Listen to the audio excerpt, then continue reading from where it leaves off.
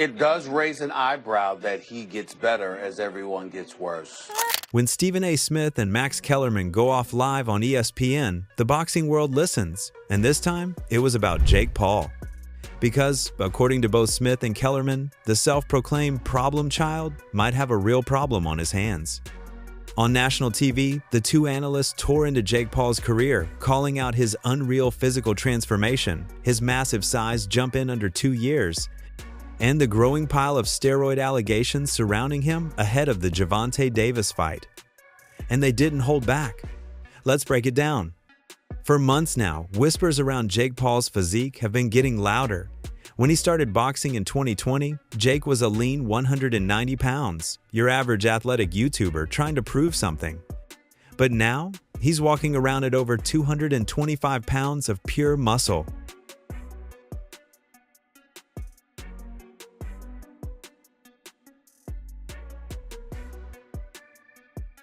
And this isn't just a fan theory. Fighters, trainers, and even former opponents have been questioning how Jake's gained so much size, strength, and endurance so fast while claiming to stay clean. Stephen A. Smith summed it up best on First Take. "You're telling me this man goes from YouTube prankster to a heavyweight threat in a few years, and we're not supposed to ask questions?" Something came out called the Mitchell Report, where they had all these guys that supposedly used performance-enhancing drugs. A, Barry Bonds was not on that list of the Mitchell Report. B, 103 names were on the report.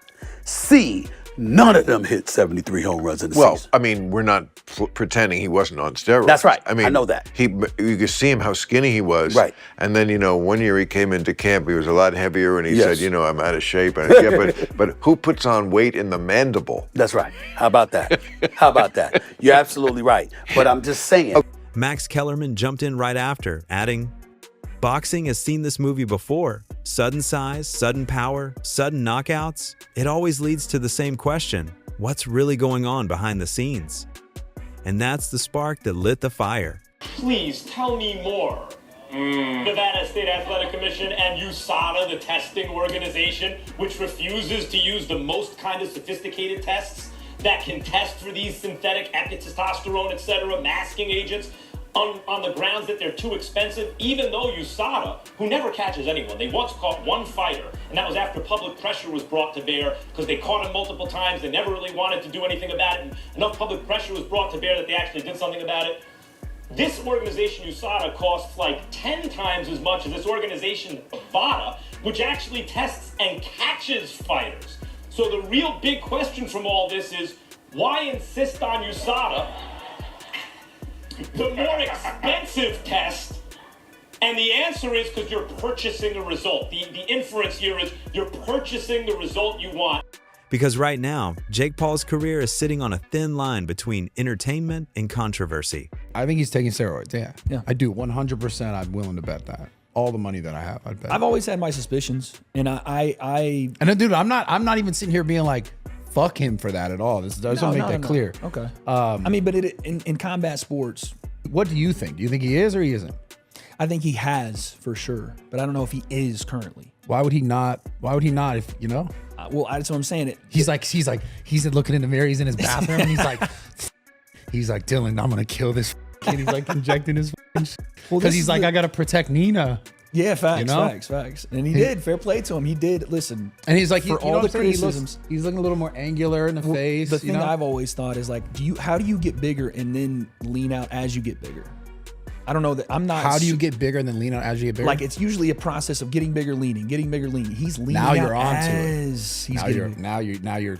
See, that's exactly what I'm talking about. Let's not forget, this isn't the first time he's been accused. Dylan Danis, Mike Perry, Dana White, they've all called out Jake Paul for alleged PED use.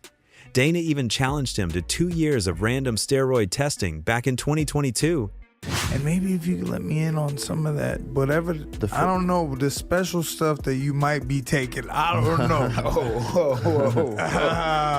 This nigga looks like a hot pocket, bro. Everyone says he be doing type of PEDs, and I'd be in a crib. Yeah, bro. Like, hell there's no nah. way. Whatever stuff I'm taking ain't working, bro. Actually, like, what do you think it is that about Jake that makes people say that he's on something? Like, what like, is it just the fact that he's progressed so much in the sport? Like, I don't know why I couldn't put any weight on, and you were able to put on, you said 230? I can gain weight so easy. Jake laughed it off then. But now, the timing couldn't be worse. Because he's set to face Gervonta "Tank" Davis, one of the most dangerous pound-for-pound fighters in boxing, and the steroid conversation just won't go away. Not one that's really taken my interest at all. Them fights don't really bother me. I might flick it on if it's casual and about, but I'm not following the build-up or interested in it really. Who wins? I think it's obvious that Davis would win, even with all the size difference, but again, I wouldn't put anything past kind of that kind of showman, stagey kind of fights. Even before camp officially started, fans online were posting side-by-side photos of Jake from his early fights compared to now. The difference is insane. Fuller traps, thicker arms, veins popping like he's in a bodybuilding competition. Tell people what your workout is like and tell people how much you work on boxing and being in shape. We're waking up, you know, at the track, running 800 meter, 400 meter, 200, 200, 800, 400, 200, 200, 200, sparring, sprinting, all types of workouts, push-ups, pull-ups, sledgehammer, tire flips, jogging 5 miles after that, abs, getting punched in the stomach nonstop, and then doing it all over again the next day. Ice baths, recovery, yoga, meditation, visualization, manifestation of winning the fight. And I think people get confused by me promoting the fight. They think I'm just like messing around by making these skits and having fun. And they think I'm, you know, not going to come in and take this guy's head off. When you're fighting a man 60 pounds lighter than you, and there's even a whiff of PEDs involved, that's not boxing, that's bullying. And that's exactly how many see this fight. Jake Paul, I think when he weighed in for Mike Tyson, was 227 pounds. That is, if I'm not mistaken, a 92-pound weight difference. Almost a 100-pound weight difference. It's insane. That is called one thing. That's called being a bully. At 6'1" and 225 pounds, Jake Paul looks like a cruiserweight linebacker. Gervonta Davis, he's 5'5", fighting at 135. The catch weight for their November fight is 195 pounds. That's not just a size difference, it's a canyon. Jake Paul's entire brand is built on proving he belongs in boxing. But if he's using performance enhancers, even speculated ones, that whole legacy crumbles. I respect Jake Paul as a marketer, promoter, but as a prize fighter, I don't, because I've been around the game of boxing for over 20 years. If you're calling yourself a professional boxer, stop fighting people that are 50 years old. Bro, he's fighting the retired MMA fighters, you know, the UFC fighters that are like 40 and 50. You know why? Because you could fix those fights and it's not illegal. It's exhibition. Now, Jake's denied everything. He's publicly said, "We're under random drug testing 24/7. They can knock on my door anytime." He even threatened lawsuits against journalists and influencers who accused him of using steroids. But that hasn't stopped the rumors, because it's not just about drug tests, it's about optics. The acne, the sudden muscle mass, the red-faced aggression during weigh-ins, it's all feeding the narrative. And in today's social media-driven world, perception is reality. Speaking of bumps, went right over it. Those little bumps you had on your face kind of alarmed me. You wouldn't be happening to taking PEDs, are you? Listen, if you want to build in excuses right now, No, I'm just asking. Go ahead. Because I was just wondering. I looked at your face, it looked kind of serious. You had some rage and you acting all unorthodox. You know, those are signs of the PEDs. I'm enraged. I'm not enraged at all. Are you taking PEDs? No, sir. Not at all. Okay. No, sir. That's you think what he's I on feel like. PEDs? I don't care. You can be on horse tranquilizer steroids. You can get a whole new body from Walmart. You still getting slept. Fans are asking, how can Jake pack on nearly 40 pounds of pure muscle while fighting and staying shredded? Trainers are asking, how does he have that gas tank? And opponents? They're just shaking their heads.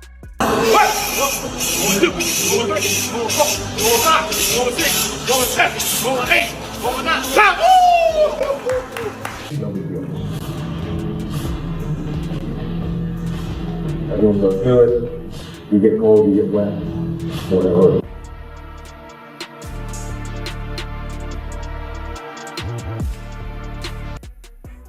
Meanwhile, Tank Davis is watching all this unfold, silent, composed, unbothered. But if you know Tank, you know silence means danger. Because ever since the Lamont Roach draw, people said Tank had fallen off. They said he lost his edge, his killer instinct, his hunger. But this fight with Jake Paul, it's personal. The exhibition match with Jake Paul and Gervonta Davis, what's your thoughts on that? Just overall, do you feel like Gervonta Davis is more checked out than being checked in boxing right now? ¿Sentís que Gervonta Davis está más desenganchado del boxeo que enganchado con el boxeo, considerando lo que aceptó con Jake Paul? Sí, totalmente. I don't think Tank cares about what it does for the sport.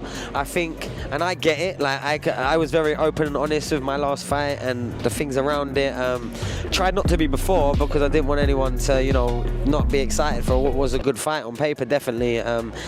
But when you kind of lose that love for the craft and the discipline, and getting in the ring don't mean as much as it did when you was growing up and on the way up. I've kind of seen that in Tank. Now, he had a hard fight against Lamont Roach Jr. and that might have been a part of it. Like, wow, man, this is getting hard against fighters that I think I'm levels above, and turned out on the night that I wasn't. And not only that, with prize fighters, I hope, for the little people of the world, I hope Jake Paul gets absolutely starched by someone nearly half his size. And while Jake's talking lawsuits, Stephen A. Smith's talking facts. He reminded viewers that PEDs don't just make you bigger, they change everything. Your stamina, your recovery time, your punch resistance. And when you're already the bigger man, it's an even bigger advantage. Now, here's where Max Kellerman dropped the bomb. He said Jake's physique isn't the only suspicious thing, it's his performance consistency. In his early fights, Jake was tired by round 3, hands low, breathing heavy. Now he's fighting 10 rounds, throwing bombs in round 9 like it's round 1. That's not just hard work, that's biological assistance. And when Max Kellerman, one of the most respected voices in combat sports, says that fans start listening. All right, I'm going to bring up the elephant in the room. Let's talk about PEDs, because that's the reason why guys don't fight as often either. They've got to clear their systems from their PED use. So just to be honest, guys. So if you have a fighter who is using something or whatever, you're not going to see them fighting as often because it's a lot easier to get caught if you're not having that downtime to clear anything out of your system that's not supposed to be there. So let's be serious. I know we don't want to talk about the elephant in the room, but somebody's got to bring it up. Today it's me.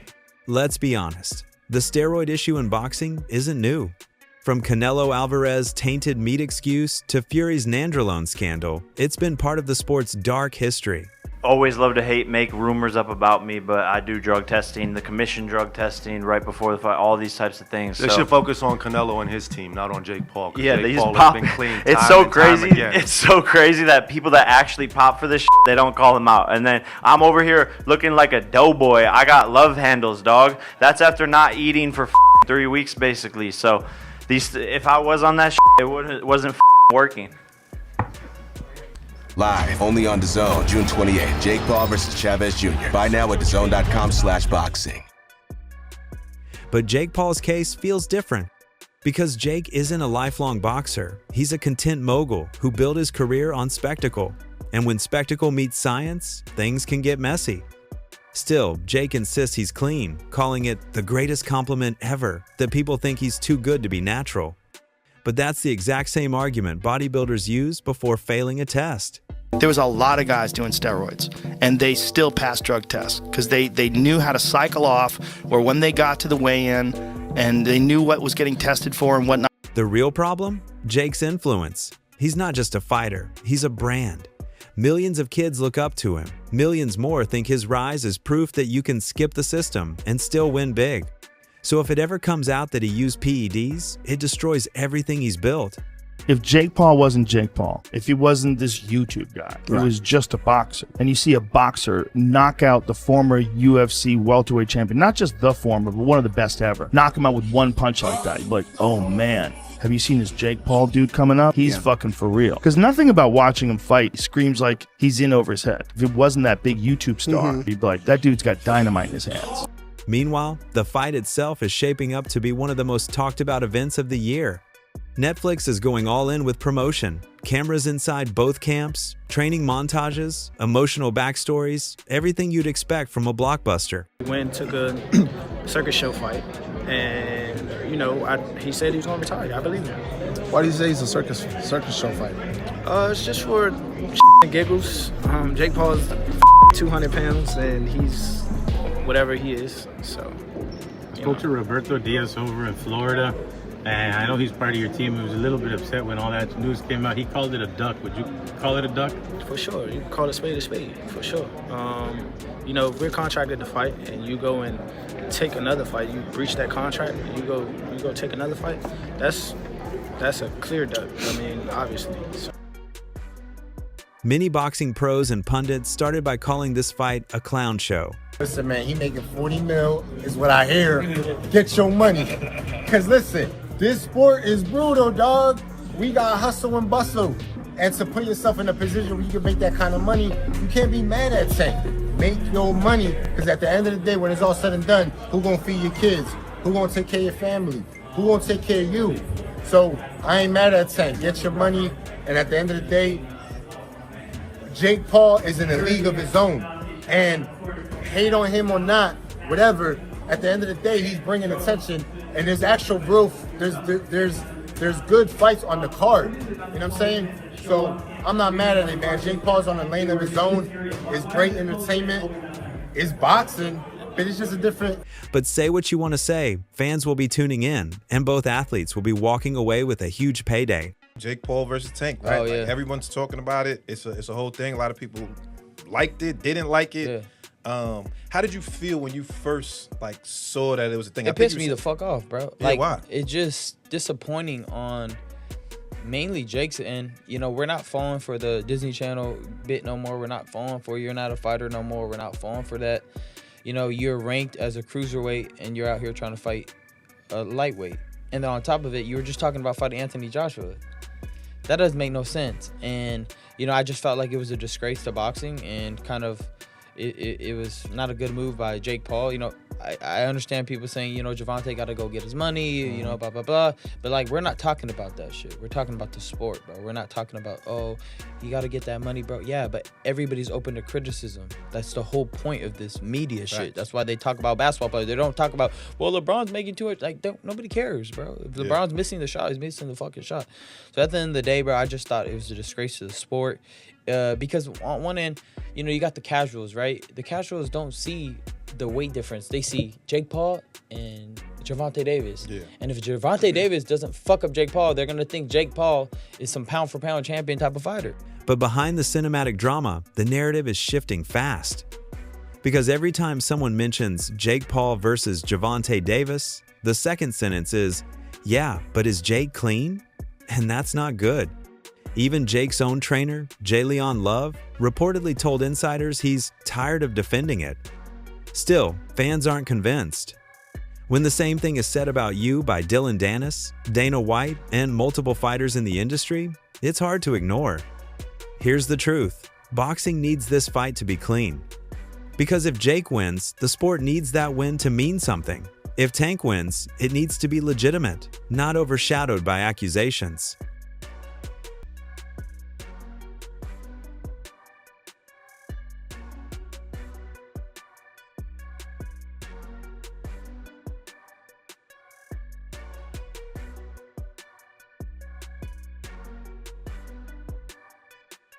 As of now, no official test results have been made public. The commissions are silent, Netflix isn't commenting. But insiders say the Nevada Athletic Commission has increased random testing frequency leading up to the fight, which tells you everything you need to know. Even they're suspicious. Jake, you never responded to the challenge. You publicly stated that I use cocaine. I do not. So I told you you could randomly cocaine test me for the next 10 years. I believe that you're a cheater, and I believe that you use steroids. So I want to randomly steroid test you for the next 2 years. And that thing that you came out with today, nobody on earth thinks that you really wrote that. So here's the bottom line. Jake Paul can deny all he wants. He can threaten lawsuits, flex on Instagram, and call it hate. But the truth is, when multiple fighters, promoters, and analysts start pointing fingers, smoke usually means fire.